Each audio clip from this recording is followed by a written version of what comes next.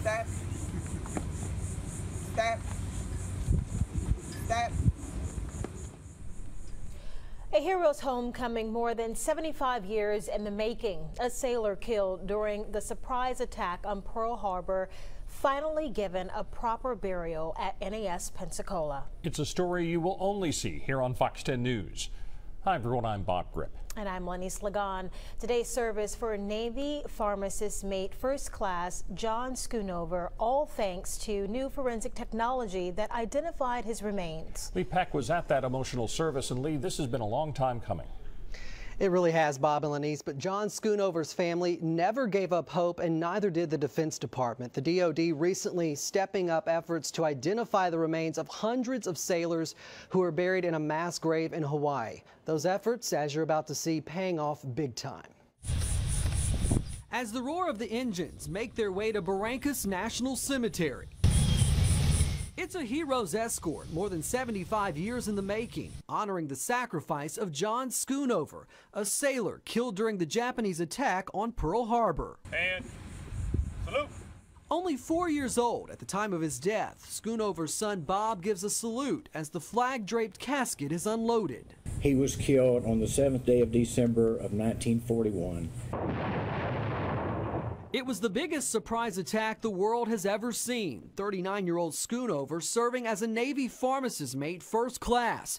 He was among 429 crewmen who died aboard the USS Oklahoma after it was hit by a Japanese torpedo.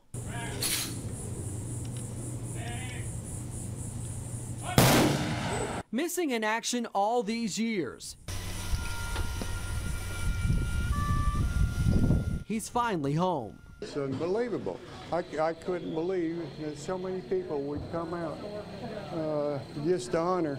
Most of them strangers with the Northwest Florida Patriot Guard Riders. I mean, it's an honor, a great honor to do everyone. Someone like this that gave his life before I was even born is even a more special honor.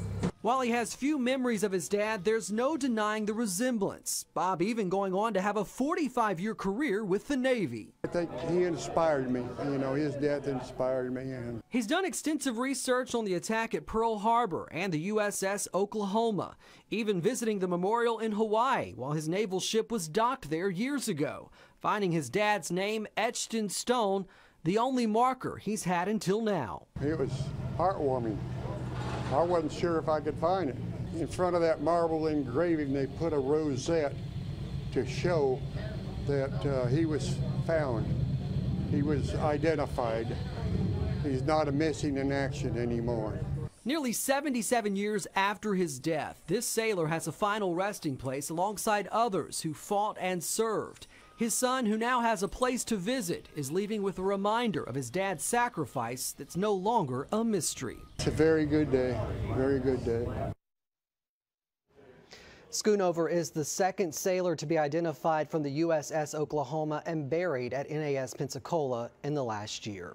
In the newsroom, Lee Peck, Fox 10 News. A man wanted in connection to a deadly